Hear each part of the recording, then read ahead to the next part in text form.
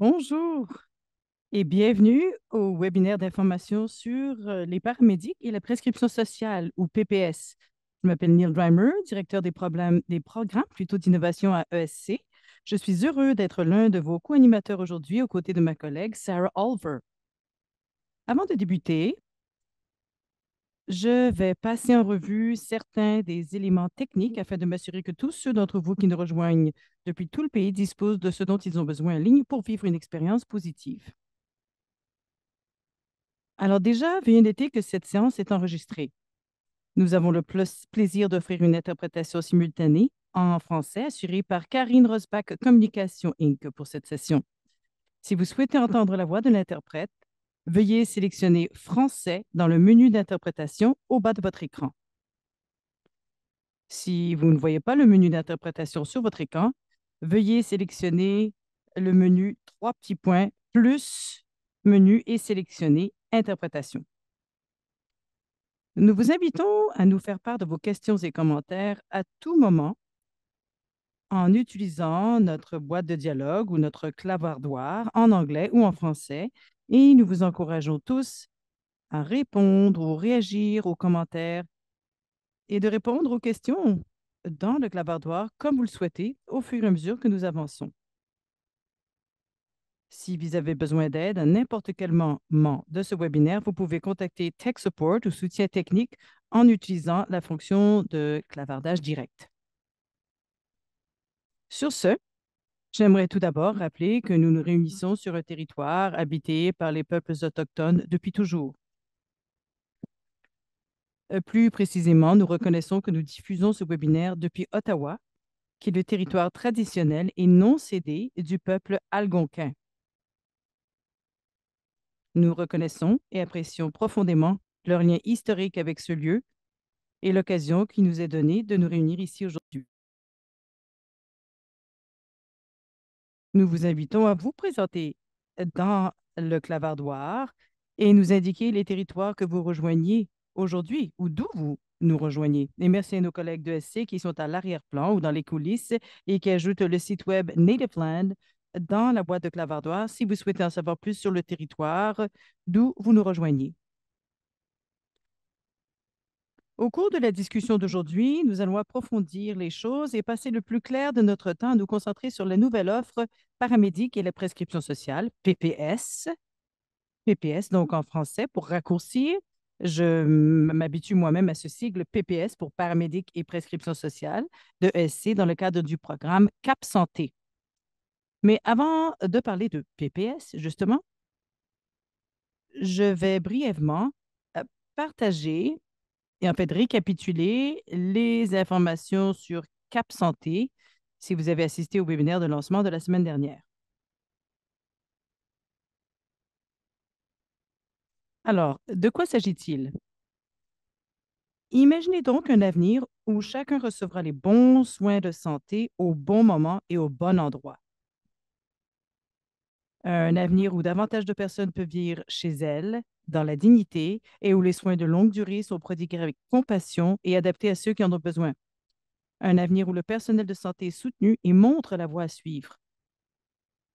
C'est pourquoi nous vous invitons à rejoindre Cap Santé, un mouvement pan-canadien de personnes qui améliorent les soins de santé plus rapidement en partageant leurs connaissances et en appliquant des approches éprouvées. Avec le soutien de ESC et de nombreuses, devrais-je dire même, organisations qui le soutiennent par le biais de financement, de ressources, de coaching d'experts et de réseaux de pairs, les acteurs du changement dans le domaine de la santé comme vous peuvent avoir un impact local durable et améliorer les soins pour au moins 1 million de personnes à travers le pays dans le cadre de ces 4 priorités que vous voyez donc sur ce cliché. PPS fait partie de 4 nouvelles offres qui visent toutes à étendre les soins afin d'améliorer l'accès et d'alléger la pression sur les services d'urgence. Pour nous permettre d'atteindre ces objectifs ambitieux, ESC a lancé un nouveau système de candidature. Nous vous en donnerons un aperçu plus tard, rapidement, dans le webinaire. Et au fur et à mesure que vous soumettez votre candidature ou vous postulez pour PPS ou autre. Et si vous avez des questions, des suggestions d'amélioration lors de la création de votre candidature, justement, n'hésitez pas à nous contacter. Je voulais également indiquer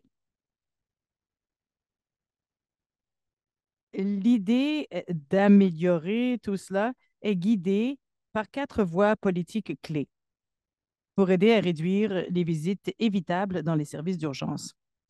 Vous les voyez à l'écran d'ailleurs, et nous savons que ceci fonctionne. Soutenir la promotion de la santé et la prévention des maladies à l'échelle communautaire, élargir l'accès aux soins primaires, accroître la pertinence des soins à l'aide de services intégrés et bien évidemment renforcer le personnel de santé. Alors, comme je l'ai mentionné, Cap Santé propose quatre nouvelles offres. Les équipes PPS peuvent également être intéressées par Défi Soins appropriés, une offre de 12 mois avec des ressources et des possibilités de récompenses ou de prix pour les équipes qui lancent ou améliorent des solutions pour élargir l'accès aux soins et réduire la pression sur les services d'urgence, en récompensant leur succès et en partageant leurs enseignements avec d'autres personnes qui pourraient les appliquer également. Deuxième offre, renforcer les soins intégrés, est une offre de 12 mois qui réunira jusqu'à 100 organisations de soins primaires et communautaires. L'amélioration de l'accès aux soins primaires est une offre intensive de 18 mois qui aidera 25 organisations de soins primaires basées sur des équipes à mettre en œuvre l'accès avancé contemporain. Et je voulais vous dire que davantage d'informations sur tous ces programmes peuvent être trouvées dans le clavardoir, justement.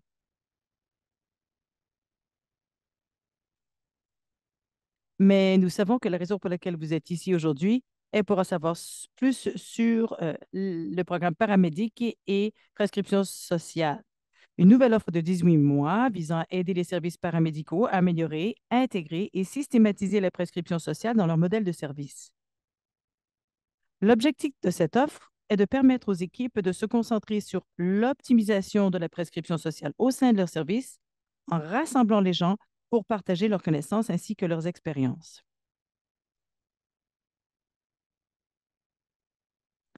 Nous entrerons bientôt dans le détail de l'offre PPS sous peu, mais j'ai maintenant le plaisir de vous présenter nos intervenants pour le reste de cette session. Nous sommes heureux d'avoir l'Institut canadien de prescription sociale, dont le siège est à la Croix-Rouge canadienne et qui travaille en collaboration avec ESC pour soutenir le développement ainsi que la mise en œuvre de l'offre PPS, paramédic et prescription sociale, en fournissant un partenariat éclairé, un soutien à la formation et une expertise en la matière. Alors justement, de l'Institut canadien de prescription sociale, nous rejoint aujourd'hui Safia Clark-Mendez, qui est la spécialiste de l'éducation et de l'apprentissage à l'Institut canadien de la prescription sociale, ICPS. Safia soutient le développement et l'avancement de l'éducation pour l'écosystème de la prescription sociale par le biais de la formation et de l'élaboration du programme d'études. Nous avons Sarija Biswas, chef de projet au ICPS et qui assure la gestion globale et le soutien du réseau en développement et en organisant des initiatives en partenariat, en développant la formation à la prescription sociale, en développant et en mobilisant les connaissances et en défendant les intérêts du réseau. Du monde des paramédics, nous sommes également ravis d'accueillir le docteur Alan Batt, professeur agrégé de paramédecine adjoint à l'Université Monash, responsable du programme de paramédecine et professeur adjoint à l'Université Queen's et professeur adjoint à l'Université de Toronto. Les recherches d'Allen s'appuient sur des méthodes mixtes pour explorer la formation aux professions de santé en mettant l'accent sur les compétences professionnelles, les soins aux populations marginalisées et les déterminants sociaux et structurels de la santé. Au sein de notre équipe ici, chez ESC, nous avons Sarah Olver, que beaucoup d'entre vous connaissent peut-être déjà. Sarah est chef de programme principal et dirigera l'offre relative aux paramédicaux et à la prescription sociale, ou les paramédics, devrais-je dire. Alors, je suis ravie de les avoir parmi nous aujourd'hui et je vais maintenant céder la parole à Safia et Sarija qui vont nous lancer en affaires. Alors, je vous cède la parole. Merci, Neil, pour cette généreuse présentation. Je suis très content du contexte que vous avez établi et nous sommes très heureux et heureuses d'être ici et nous avons bien hâte de voir comment ce projet va se déployer. Alors, je vais y aller sans plus tarder. Sautons au prochain cliché. Je voulais indiquer, bon, vous parlez d'une présentation, à savoir comment nous percevons la prescription sociale et quelle est notre définition, si on veut. Alors, en termes simples, c'est un moyen pour les personnes de confiance dans les milieux cliniques et communautaires de déterminer qu'une personne a des besoins sociaux non médicaux liés à la santé. Alors, évidemment, ce n'est pas nouveau. C'est quelque chose dont notre secteur est très au courant, très familier. Beaucoup de choses se font de façon officieuse pendant des années, mais est-ce que la prescription sociale peut offrir un genre de lexique commun ou un cadre commun afin qu'il soit possible de hisser l'importance de ce type d'approche en collaboration et de connectivité et on peut donc améliorer sa portée et l'impact de façon générale, que ce soit sur la santé individuelle, les communautés ou les systèmes de santé. Je voulais également partager une définition générale. Elle est acceptée, qui positionne la prescription sociale comme un genre de moyen, un parcours pour la promotion de la santé visant à relier les soins cliniques, prescriptions aux soutiens culturels, sociaux et communautaires nécessaires au bien-être. Et tandis que ce parcours collaboratif est là pour s'adapter à des contextes bien précis, des besoins précis, indépendants d'où ils se trouvent, il y a plusieurs principes clés et qui sont les piliers de la prescription sociale. Et je voulais en partager quelques-uns avec vous de ces éléments.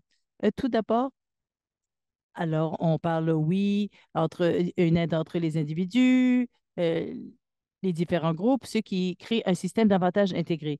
Il priorise aussi la capacité de quelqu'un de déterminer ses propres objectifs et de prendre contrôle de son propre bien-être. Alors, avec un parcours soutenu, en posant la question, qu'est-ce qui est important pour vous et en co-créant la solution avec cet individu, avec ce client, pour vraiment refléter ses besoins. Et la prescription sociale est basée sur les informations et l'approche est bien entendu holistique. Et le succès de la prescription sociale est fondé sur des relations solides et la collaboration entre les fournisseurs, les collectivités ainsi que les individus. Prochain cliché. Merci. Je voulais également vous expliquer comment la prescription sociale se manifeste en pratique. Alors, voici un parcours, justement. Alors, le fameux parcours commence toujours avec un individu ou une famille qui vit si on veut, des limites non médicales à la santé et qui les empêchent d'avoir accès au soutien dont ils ont besoin, mais qui ont leurs forces et leurs objectifs bien particuliers. Et avec l'interaction avec le système de santé, devient leur point d'entrée dans la prescription sociale. Bien souvent, ce point d'entrée ou cette porte, ce sont les fournisseurs ou les soins primaires, parce que souvent, on va d'abord voir les fournisseurs de soins primaires avec nos besoins en termes de santé, même si c'est un besoin non clinique. Mais cela ne veut pas dire que la prescription sociale commence avec le fournisseur de soins de santé. On a vu beaucoup de prescriptions sociales ou beaucoup de parcours qui ont commencé avec d'autres types de professionnels, des infirmiers, infirmières, les paramédics et d'autres, les pharmaciens et même d'autres fournisseurs de lignes secondaires. Une fois que cet individu est identifié avec ce besoin non clinique et qui a un impact sur sa santé, dans un parcours de prescription sociale, ce que nous faisons, c'est qu'on les réfère à un navigateur, on va appeler ça un navigateur. Euh, Et justement, le rôle de ces agents de liaison, si on veut, ou cet intervenant pivot, est très important parce qu'ils sont en contact avec cette personne. Et ils font de l'écoute active pour comprendre ce qui est important pour cette personne et coproduire des objectifs et des solutions avec et auprès de cette personne. Ils offrent également des approches axées sur les forces et les relations centrées sur la personne et écoutent vraiment les besoins de la personne. Ils accompagnent cette personne pour s'assurer qu'ils sont soutenus, qu'ils s'associent au bon programme. S'ils font face à des obstacles, ils sont là pour soutenir et faire face et aider avec ces obstacles. Ils sont là pour habiliter le client, l'individu, pour qu'ils puissent prendre davantage le contrôle sur leur santé et donc pour lorsque cet individu quitte le parcours, ils sont forts, résilients et sont en mesure de gérer leur bien-être et leur santé de façon durable. Une autre partie importante par rapport à ce parcours, c'est la participation. Donc, lorsqu'on a identifié le besoin, on soutient le client pour participer à ces différents programmes. Donc, les gens sont aiguillés vers des soutiens culturels et sociaux de leur communauté. Ça peut vraiment être tout ce dont a besoin cette personne. Quelqu'un qui valorise les arts sera associé à quelque chose qui est basé sur les arts. Quelqu'un qui aime la nature, et il y a des prescriptions qui vraiment vont dans ce sens. Tout ce qui reflète les préférences de l'individu, l'intérêt de l'individu. Un autre élément important de la prescription sociale, c'est que tandis que l'agent de liaison travaille avec l'individu, ils observent aussi l'impact euh, direct sur le bien-être de cette personne. Et il y a des moyens de glaner et de voir ces incidences et revenir ça au point d'entrée. Et donc, de boucler la boucle, si l'on veut, en termes de partage des informations. Je vais prendre une pause là et ensuite, je vais céder la parole à Safia qui va vous donner une petite idée de ce qui se passe à travers le Canada. La prescription sociale vraiment est en train de vraiment s'ancrer au Canada. Alors, ça va être très intéressant. Safia, je vous cède la parole. Merci, Svija. Prochain cliché. Alors, voici un portrait de ce à quoi ressemble la prescription sociale au Canada et les différentes initiatives en cours. Il y a beaucoup de points communs par rapport au parcours, comme Srija vous en a parlé. On voit différents modèles dans différentes régions pour tenir compte des besoins et de l'infrastructure bien unique à chacune des provinces et des besoins bien particuliers d'une communauté. À certains endroits, les initiatives sont menées par le soin de santé et d'autres sont davantage menées par la communauté, mais de toute façon, il y a une collaboration et c'est toujours axé sur le client. C'est toujours ce qui est le plus important.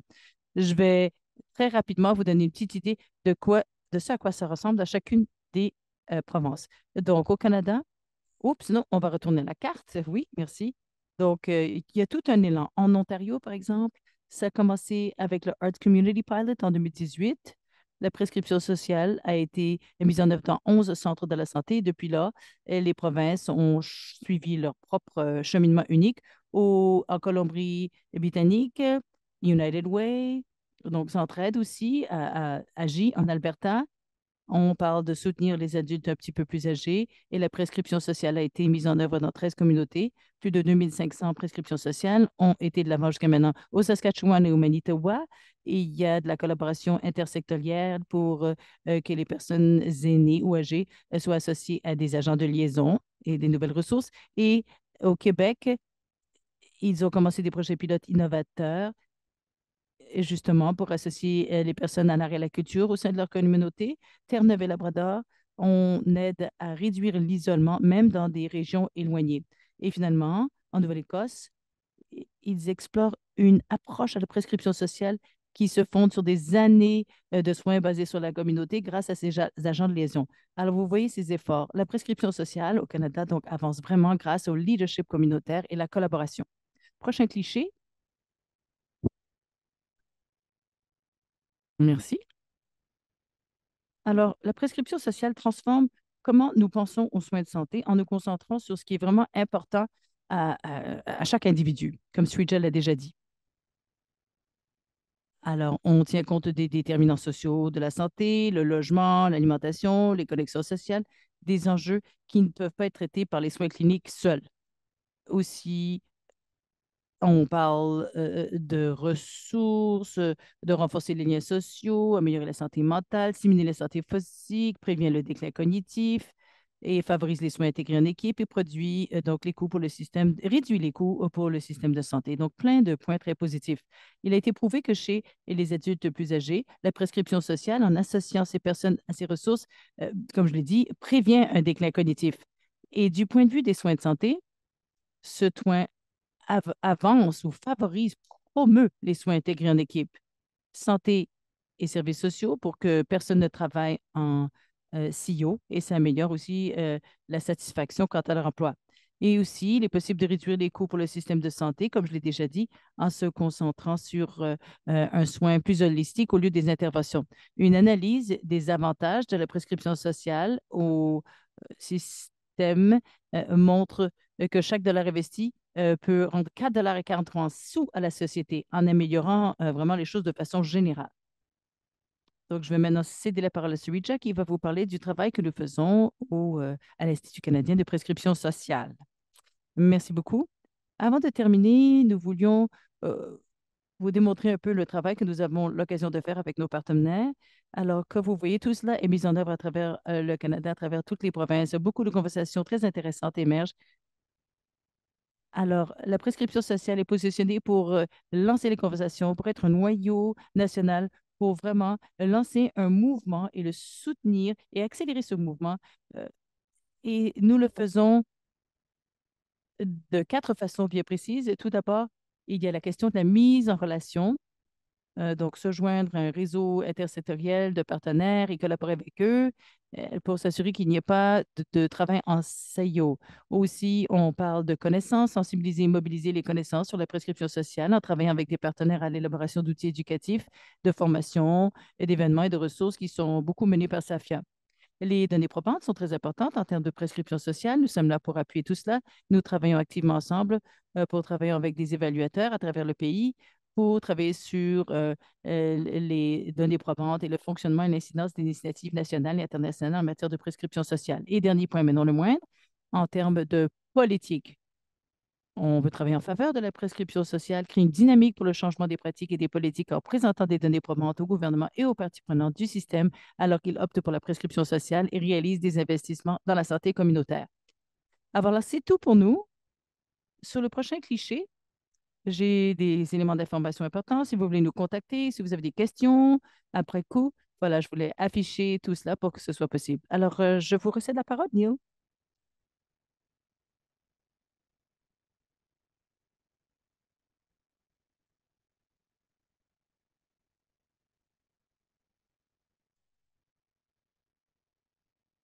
Eh bien, merci beaucoup. Alan? En fait, je vais vous céder la parole. Super. Merci à mes deux collègues. Très beau survol de la prescription sociale et la possibilité de collaborer avec l'Institut canadien de prescription sociale. C'est très intéressant. Ça. On a bien hâte de voir comment tout cela va continuer sur sa lancée. Ce sont des programmes vraiment très interpellants. Continuons avec le prochain cliché. Je n'ai que deux choses à dire, en fait, pour ajouter à ce qui a déjà été dit. Sophia et Srija ont déjà dit. Et de toute façon, vous le faites déjà. Bon, les services à travers le Canada exécutent la prescription sociale. Si vous ne connaissez pas ce diagramme, la version originale se trouve ailleurs. Il s'agit d'un document qui fait l'objet d'examen, qui se penche sur le rôle principal des paramédics communautaires. On revient à ce rôle que jouent tous les paramédics au Canada. C'est la question de la promotion de la santé et des services sociaux. Donc, nous avons structuré beaucoup de notre travail en paramédecine au fil des dernières années sur ces rôles, orientation dans le système, prescription sociale. À l'intérieur de ce rôle, si l'on veut, si vous lisez la recherche originale par Dr. Watson Harris et al., il parle de navigation du système. Lorsqu'on parle de navigation du système, en fait, on parle de ce qui sont des parties de la prescription sociale. On aide les gens à trouver les ressources dont ils ont besoin, que ce soit clinique, mais souvent ce n'est pas de l'ordre du clinique. Et le référence aux services sociaux ou d'établir des liens avec d'autres gens, d'autres entités qui seraient mieux aptes à les soutenir dans leurs besoins.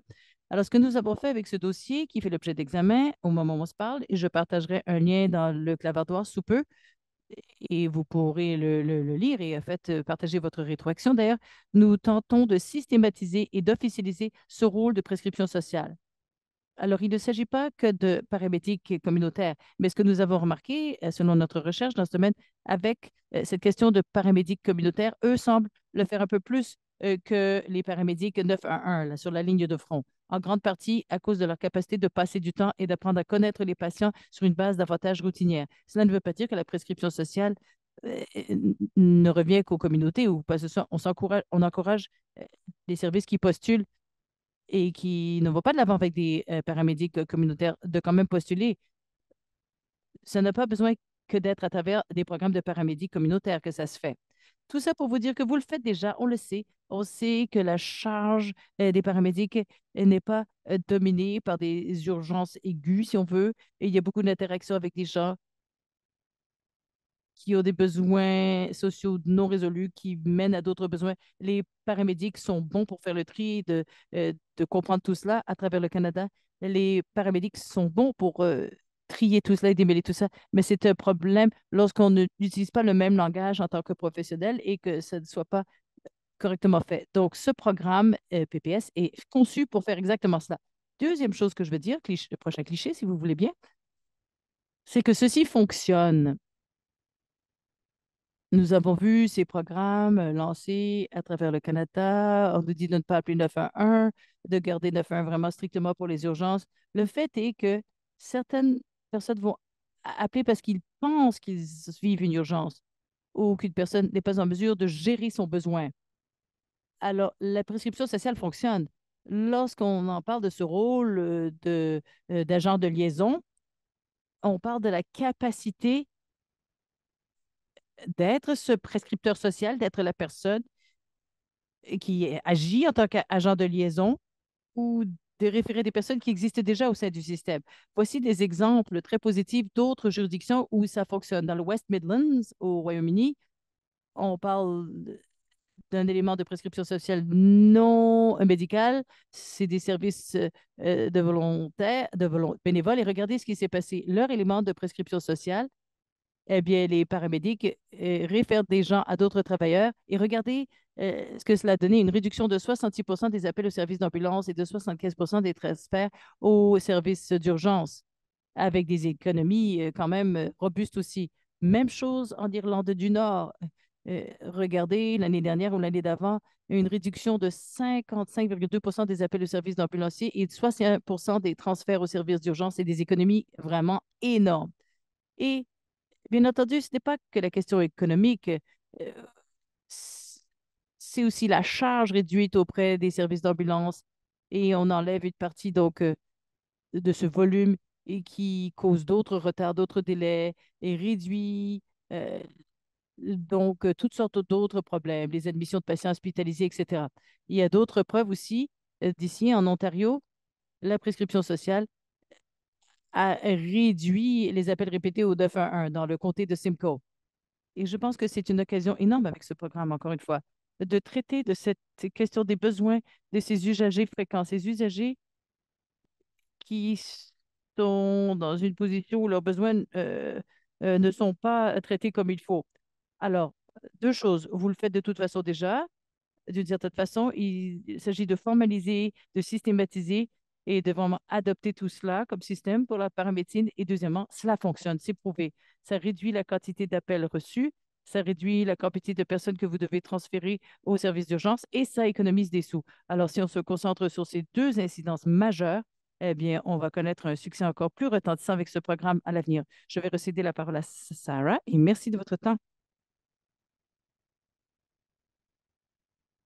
Super, merci, Alan. Merci de nous rappeler du travail formidable que tout le monde fait déjà et comment ce programme va soutenir cela. Alors, comme Neil l'a mentionné, Paramédic et Prescription sociale est une nouvelle offre de 18 mois visant à aider les services paramédics et améliorer, intégrer et systématiser la prescription sociale dans leur modèle de service.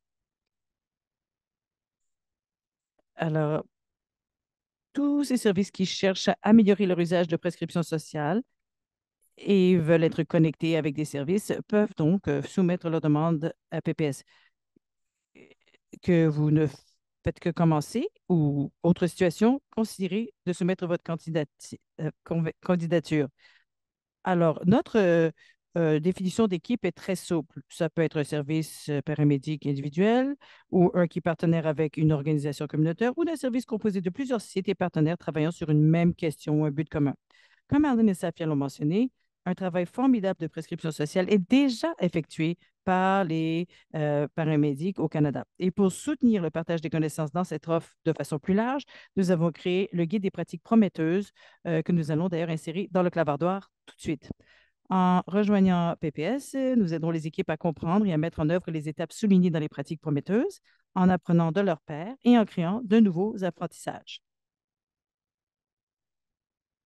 Les équipes participantes peuvent recevoir jusqu'à 30 000 en fonds de démarrage pour soutenir leur travail. Des appels de coaching de groupe, ainsi que des expériences d'apprentissage virtuelles et en personne qui favorisent la connexion entre les pairs et bien plus encore.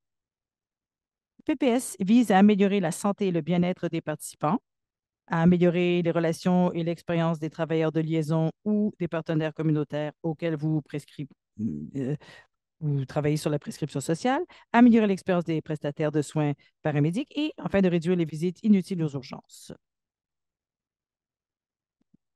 Donc, il y aura un suivi qui va se faire de plusieurs façons. Les candidatures viennent d'être ouvertes, comme vous l'aurez vu, et vont fermer le 27 juin. Nous examinerons ensuite les candidatures et nous nous efforcerons d'envoyer une notification aux candidats avant le 31 juillet. Nous tenons à préciser que nous espérons que le contrat signé par les équipes sélectionnées le seront avant le fin du mois d'août, ce qui, nous en sommes conscients, risque d'être un peu juste compte tenu des vacances d'été, mais nous permettra d'entamer la programmation dès le mois de septembre. Alors, une fois que les équipes sélectionnées auront rejoint le programme plutôt, nous aurons un 18 mois bien rempli pour apprendre, tester, mettre en œuvre le parcours de prescription sociale. Nous commencerons par des webinaires mensuels d'1 heure en septembre pour aborder les sujets que nous aborderons dans la prochaine diapo et pour vous orienter vers les outils de soutien disponibles sur ces sujets précis. Également, en septembre, nous commencerons à organiser des séances de coaching mensuelles d'une durée d'1 heure. Ce sera l'occasion de se réunir en petits groupes de pairs pour bénéficier d'un coaching d'experts sur l'application de ce que vous apprenez dans les webinaires et d'apprendre d'autres personnes qui font un travail semblable. Nous organiserons également un événement d'apprentissage en personne le 19 et 20 novembre à Toronto. ESC prendra en charge tous les coûts associés à la participation d'un membre de chaque équipe. Ce sera l'occasion d'apprendre rapidement et de rencontrer les autres équipes et accompagnateurs de ce travail. Les équipes soumettront 3 produits livrables, devront fournir des données sur une base trimestrielle et devront présenter 2 rapports annuels simples ainsi qu'un autre rapport sur les dépenses en mars de chaque année. Nous souhaitons partager largement tout nouvel outil ou apprentissage issu de ce travail, comme nous l'avons déjà fait avec l'outil d'évaluation de besoins paramédics paramédecine communautaire et les pratiques prometteuses, et nous continuerons à les publier et à les partager en ligne pour ceux qui ne participent pas au projet. À l'issue du projet, nous espérons être en mesure de partager les enseignements à plus grande échelle. Au cours de nos événements d'apprentissage, nous guiderons les équipes à travers chaque étape du parcours de prescription sociale et de ses soutiens. Bon, ceci n'est pas une liste exhaustive, mais les points saillants sont les suivants. L'utilisation de l'outil d'évaluation des besoins des paramédics communautaires, la création et la mise à jour d'une carte des atouts et de la communauté, les relations avec les organisations communautaires auxquelles vous vous référez, le soin culturellement plus sûr, la gestion du changement et bien plus encore. Alors, c'est une vue d'ensemble seulement du travail. Et maintenant, je vais recéder la parole à Neil qui va animer un peu la période de questions-réponses. Merci beaucoup, Sarah. Et j'espère que mes difficultés Zoom ne vont pas nous embêter. Et merci à Alan, Sarija et Safia. Merci d'avoir partagé toutes ces informations. Je vais vous inviter à continuer à soumettre des questions que vous pourriez avoir et on va demander aux différents intervenants et intervenantes d'allumer leur caméra afin qu'on les voit et on va pouvoir répondre à ces questions. Oui, je vois qu'il y a déjà plusieurs questions qui sont entrées.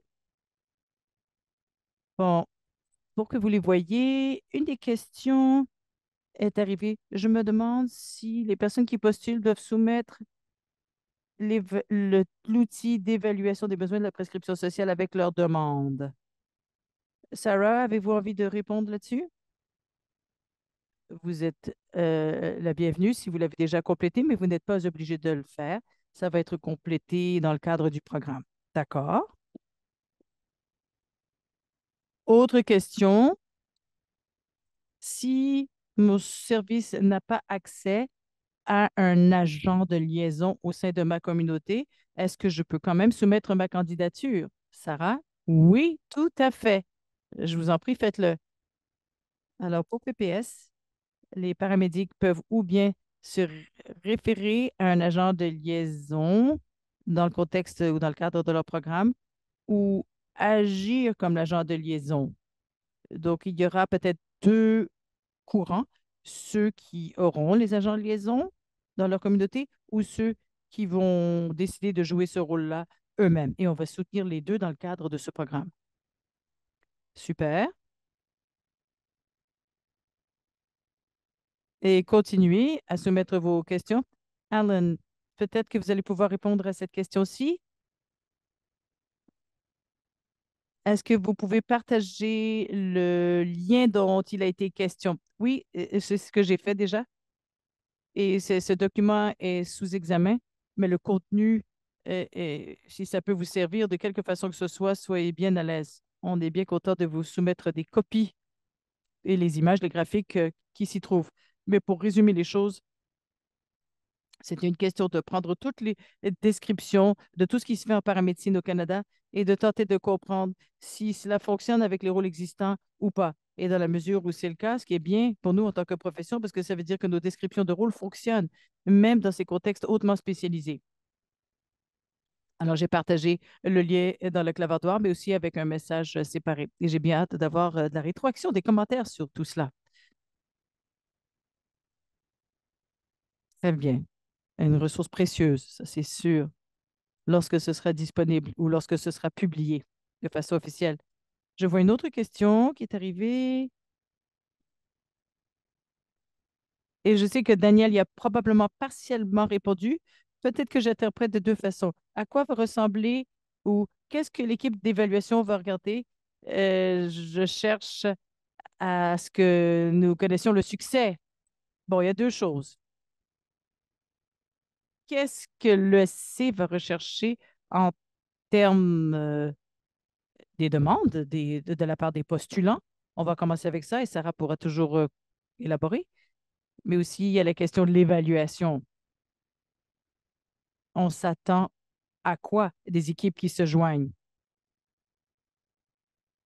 Alors, pour ce qui est de ce que l'on cherche à voir dans les candidatures, si l'on veut, on veut que le service paramédic mène la candidature au sein de la communauté, idéalement avec cette organisation partenaire basée au sein de la communauté, que ce soit déjà le cas ou si c'est l'intention de le faire. Nous voulons voir, nous comprenons que différentes équipes à travers le pays peuvent se retrouver à des étapes différentes en termes de leur préparation pour ce qui est de la prescription sociale. Comme cela a déjà été mentionné, nous nous attendons à ce que certains services le fassent déjà, même s'ils ne nomment pas la chose ou l'activité prescription sociale, mais nous savons que d'autres cherchent à travailler dans ce sens de façon plus officielle.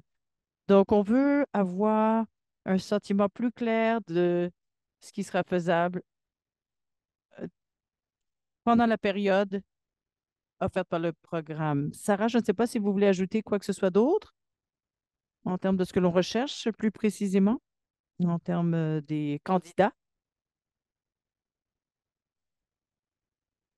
Non, je pense que vous avez bien expliqué ça, Neil. Et maintenant, davantage du côté de l'évaluation.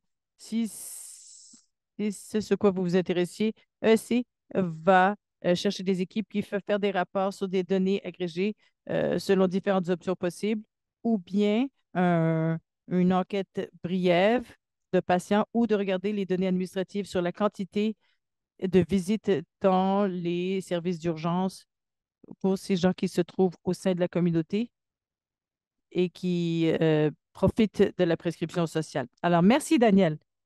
Alors, je vois d'autres questions rentrer. Quels sont les types d'activités que vous voyez inclus dans le contexte du 30 000 de financement disponible? Bon, Sarah, je vais probablement me tourner vers vous sous peu. Mais pour ce financement de démarrage,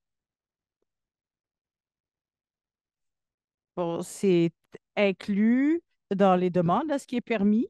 Les détails sont là. Ça pourrait être pour compenser une partie du temps où certains membres d'équipe vont participer à ces séances d'apprentissage, les webinaires, les séances d'encadrement ou de coaching, comme on dit.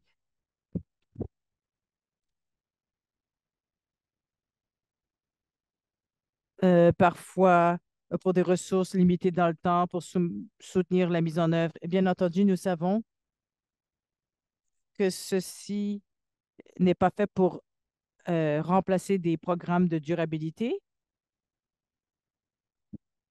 pour toute approche de prescription sociale à l'intérieur du service des paramédics.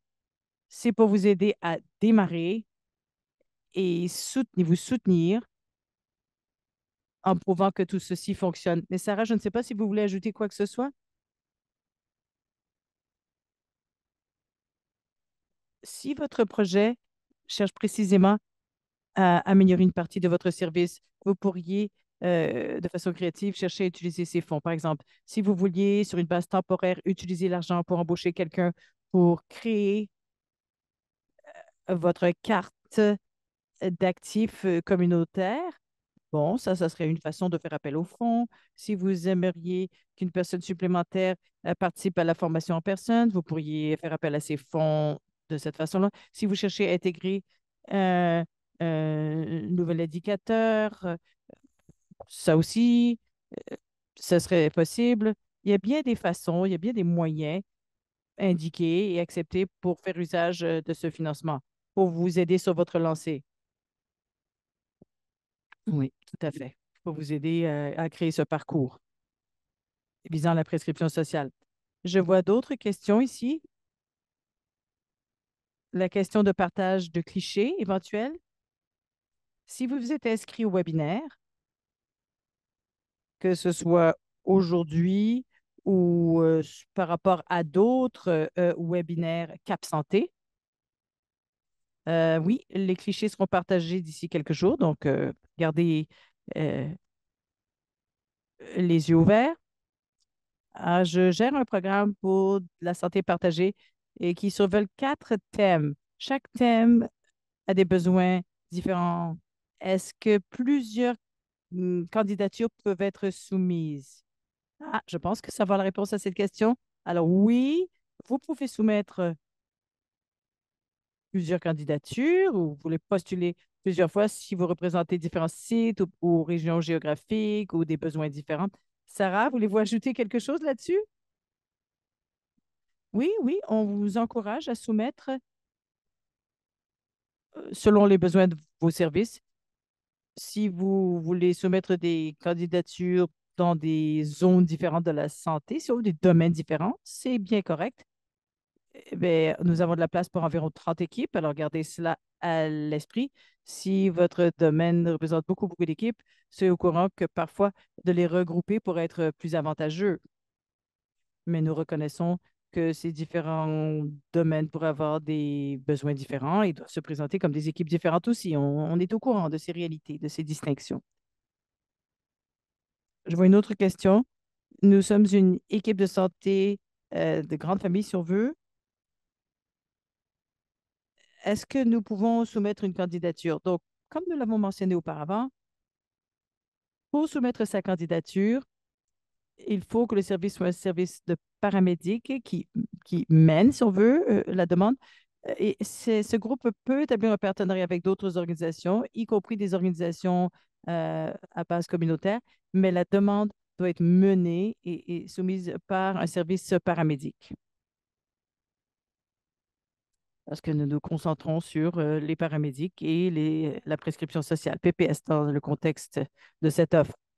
Je sais que d'autres bavardent, sont dans la boîte de dialogue. Peut-être que je vais demander à Surija ou Surya, si vous voulez en parler davantage, là, élaborer quel est le rôle d'un partenaire communautaire dans ce contexte. Est-ce que vous voulez en parler un petit peu en termes de prescription sociale? Et peut-être que l'on pourrait ajouter en relation aux paramédics et à la prescription sociale, cette offre en particulier. J'aime beaucoup cette question. Merci de la soulever. Et Sarah et Neil, je vous en prie, ajoutez votre opinion du point de vue des paramédics. Les associations canadiennes et les partenaires communautaires sont en connexion avec les soutiens des services qui existent. Ce sont ces groupes qui peuvent vous associer aux prescriptions. Lorsque vous identifiez quelqu'un qui a un besoin non clinique, les prescriptions elles-mêmes se situent au sein de ces communautés. et c'est le rôle que peuvent jouer les partenaires dans ce liaison tout au long de ce parcours. Safia, y a-t-il quelque chose d'autre que vous voulez ajouter? Non, je pense que vous avez bien résumé les choses. Et Sarah, est-ce que vous avez envie d'en dire davantage pour un programme, le rôle de nos partenaires communautaires? Ben, comme Surija l'a dit, les partenaires jouent un rôle essentiel dans le contexte de ce travail parce qu'ils vont offrir les services, que ce soit le partenaire communautaire qui agit comme l'agent de liaison, qui réfère à des services communautaires plus larges, ou c'est le paramédic qui réfère à ces services communautaires qui, directement, qui offre le soutien social. Il représente un partenaire essentiel dans la santé, le bien-être, le soin du participant. Et donc, ce que ce programme va soutenir, c'est le parcours de référence et comprendre comment ils en arrivent aux partenaires communautaires et comment travailler avec les partenaires communautaires. Idéalement, ce c'est un projet entre les partenaires communautaires et les services paramédics afin qu'il y ait un flux honnête et facile entre les deux, basé sur les besoins des participants et l'accès facile aux deux, l'accès approprié aux deux. Alors, j'espère que le partenariat sera étroit. Et je vois ici qu'il y a une question complémentaire. Un link worker, un travers de liaison, si on veut aussi, c'est comme l'agent de liaison. Ça ressemble à l'agent de liaison. Ou, Surija, vous voulez répondre à cette question? Je vois plein de choses arriver dans le clavardoir en même temps. Alors, allez-y et je vais vous laisser répondre. Allez-y. Non, non, vous avez très, très bien répondu ce que c'est que ce link worker. Nous avons un cliché là-dessus. Alors, cette, ça peut être n'importe qui. Ça peut être un travailleur social. Ça peut être un agent de liaison. Ça peut être un coordinateur. C'est quelqu'un qui comprend, qui a la capacité ou en tout cas l'intention de s'asseoir avec un client et comprendre leurs besoins et aussi connaît ce qui se trouve dans la communauté, que ce soit d'avoir accès à un outil de navigation où ils sont au courant des programmes, ils ont, euh, ils comprennent, ils peuvent répondre aux besoins des clients, créer un outil et ils peuvent les référer aux ressources qui se trouvent au sein de la communauté. Alors, justement, avec le parcours de prescription sociale, euh, cette intervenante ou intervenant pivot joue un rôle très important. Il s'assure que la personne soit bien soutenue et établisse les liens avec les bonnes entités. Merci beaucoup, Surija. Excellente réponse. Je vois des tas d'autres réponses arriver et j'essaie de naviguer justement pour ne pas faire un jeu de mots. Parlant de naviguer, je, je connais un patient agent de liaison qui fait déjà de la prescription sociale dans le contexte des services de paramédic. C'est excellent. Devrions-nous proposer d'avancer cette offre ou d'optimiser et d'officialiser ce que nous faisons déjà? Excellente question. On dirait que vous faites déjà le travail. Je ne peux pas répondre à la question pour vous. Je vous encourage de travailler avec le service avec lequel vous travaillez pour peut-être soumettre votre candidature, comme Sylvie l'a dit, que vous le faites déjà ou vous ne faites que commencer. Je pense que l'occasion existe pour améliorer les choses, optimiser les choses. Tandis que les gens travaillent au sein du programme, il y aura des occasions avec des coachs et nous, des formateurs. Nous avons de la chance d'avoir beaucoup des présentateurs et d'autres gens qui sont sur l'appel. Sharon Cameron, par exemple, qui est paramédic et une ressource précieuse et qui sera en mesure d'offrir de l'encadrement et de l'orientation à ses équipes qui participent.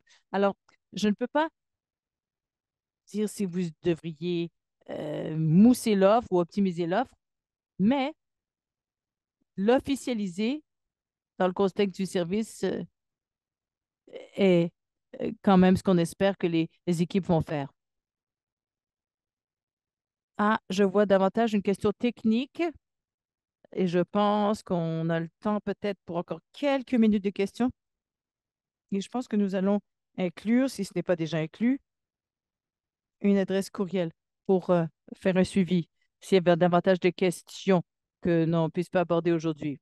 Alors, j'ai suivi le lien au portail ESC pour soumettre ma demande, mais apparemment, on me dit qu'il faut que je sois affilié à une organisation qui est approuvée. Est-ce que je dois attendre de savoir si mon service est approuvé avant de soumettre ma candidature? Sarah, c'est une nouvelle fonction sur notre système de candidature. Ce n'est pas un système d'approbation, c'est un système de validation tout simplement pour s'assurer qu'on ait les informations de votre organisation correctes. Ça devrait prendre 24 heures, après quoi ça sera confirmé et vous serez en mesure d'entrer et de soumettre votre candidature ou de postuler.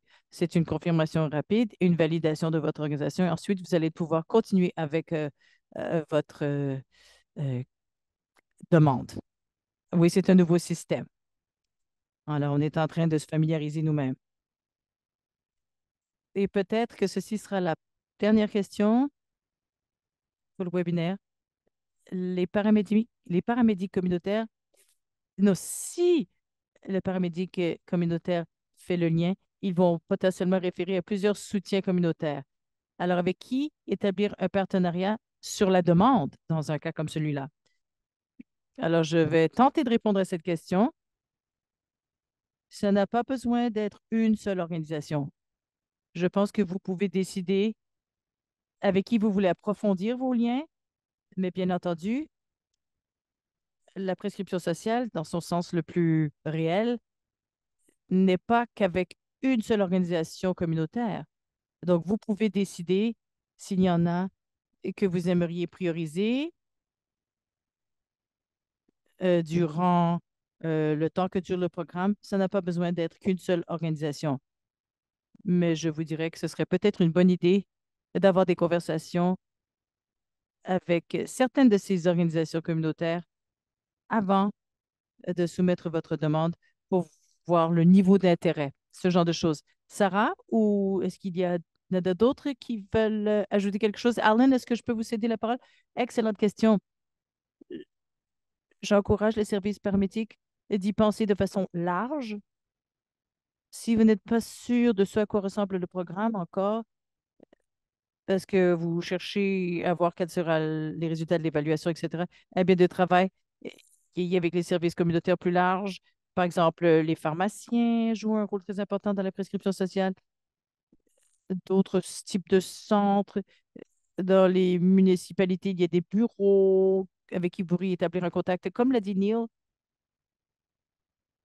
certains individus qui travaillent dans ces univers ont déjà établi des contacts avec plusieurs organisations au sein de la communauté. Donc, d'aller voir certains de ces groupes-là, oui, ce serait une bonne chose, mais aussi d'aller voir les liens que vous n'avez pas encore bien établis. Les pharmaciens sont un exemple très, très bon. Et il va y avoir un webinaire qui s'en vient sur le rôle des pharmaciens dans la prescription sociale. Et il y a des occasions là de travailler les uns avec les autres pour renforcer certains de ces éléments. Alors, je dirais, pensez large, ratissez large. Et oui, c'est ça. Lancez votre filet très loin et établissez le plus grand nombre de liens possible. Voilà. Pas qu'une seule organisation, autrement dit, c'est le message le plus important. Merci beaucoup, Alan. En fait, merci à tous. Toutes les présentations excellentes d'aujourd'hui. On ne quitte pas tout de suite, là, et nous allons partager les diapos, la présentation, et nous avons inclus un lien si vous avez davantage de questions. Mais nous allons vous montrer une brève vidéo sur le système pour postuler. Alors, j'aimerais vous remercier. J'espère que vous avez trouvé cette séance instructive et que vous allez et que tout ça, vous voyez que ça améliore le résultat en matière de santé, les expériences de soins pour les patients, les prestataires, ainsi que la valeur d'équité des soins à l'échelle nationale. J'aimerais vous remercier tous d'avoir participé aujourd'hui.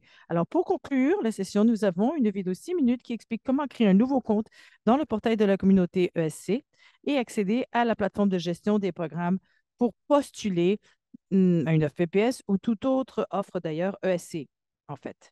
Et c'est ce que nous allons faire tout de go. Bienvenue sur le portail communautaire de ESC, un espace sécurisé où vous pouvez postuler et gérer votre participation aux offres de ESC. Commençons par créer votre compte. Cela vous permettra de rester informé des dernières offres. Pour commencer, sélectionnez Commencer, puis S'inscrire maintenant. Vous serez invité à saisir et à vérifier votre adresse courriel. Une fois que vous aurez reçu le code de vérification par courriel, saisissez-le dans le formulaire pour terminer votre inscription. Vous pourrez ensuite compléter votre profil utilisateur et vous serez prêt à commencer.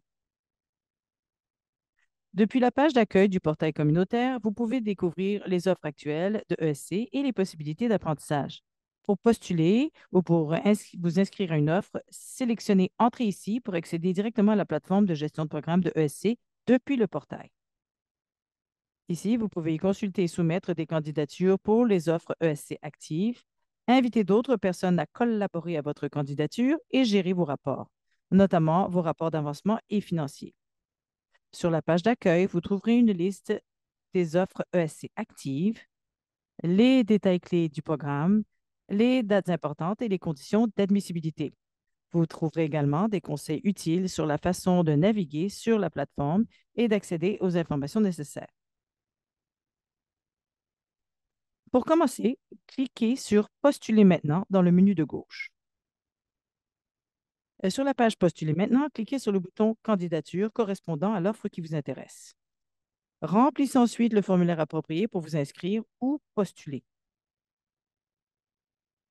N'oubliez pas que le portail n'enregistre pas automatiquement vos modifications. Veillez à cliquer régulièrement sur Enregistrer ou Enregistrer fermé dans le coin inférieur droit pour éviter de perdre votre travail. Vous pouvez enregistrer votre candidature et y revenir plus tard, à condition qu'elle soit soumise avant la date limite. Pour vous aider à remplir votre candidature, vous pouvez inviter un membre de votre équipe à collaborer.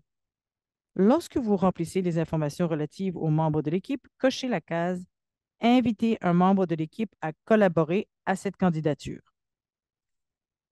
Il recevra une notification par courriel et pourra alors travailler avec vous sur la candidature.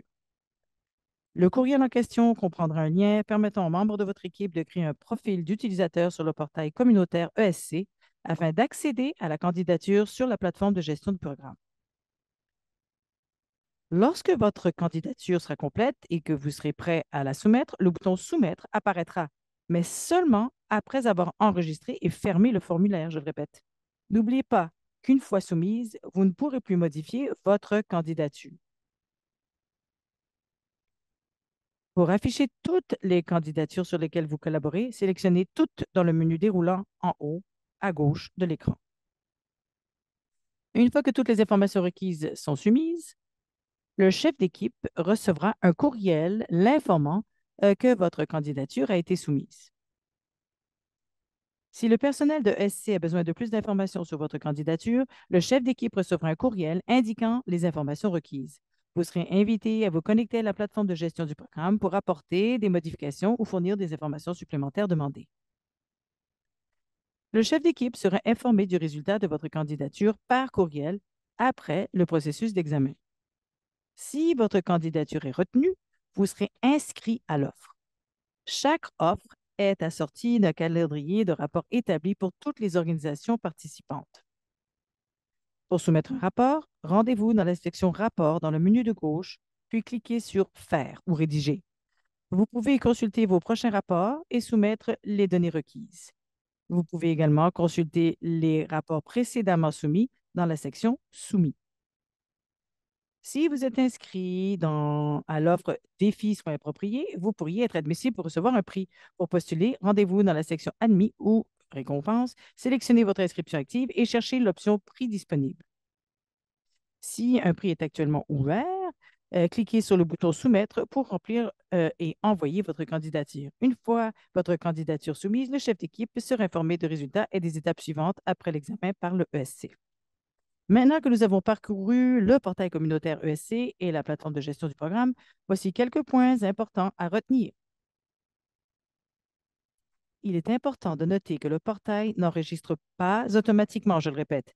Veillez à cliquer régulièrement sur Enregistrer ou Enregistrer et fermer dans le coin inférieur droit pour éviter de perdre votre travail. Vous pouvez enregistrer votre candidature à tout moment et y revenir plus tard, à condition qu'elle soit soumise avant la date limite. Lorsque votre candidature est complète et que vous êtes prêt à la soumettre, le bouton Soumettre apparaît, mais uniquement après avoir enregistré et fermé le formulaire. N'oubliez pas qu'une fois soumise, vous ne pourrez plus modifier votre candidature. Pour afficher toutes les candidatures auxquelles vous collaborez, sélectionnez toutes dans le menu déroulant en haut à gauche de l'écran. Si vous avez besoin d'aide à tout moment au cours du processus de candidature, consultez notre foire aux questions et les documents relatifs à l'appel à candidature.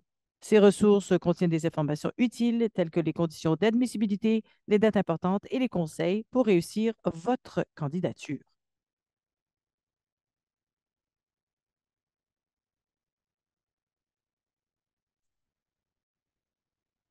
Alors voilà, si vous êtes resté jusqu'à la fin, merci beaucoup et passez une excellente journée.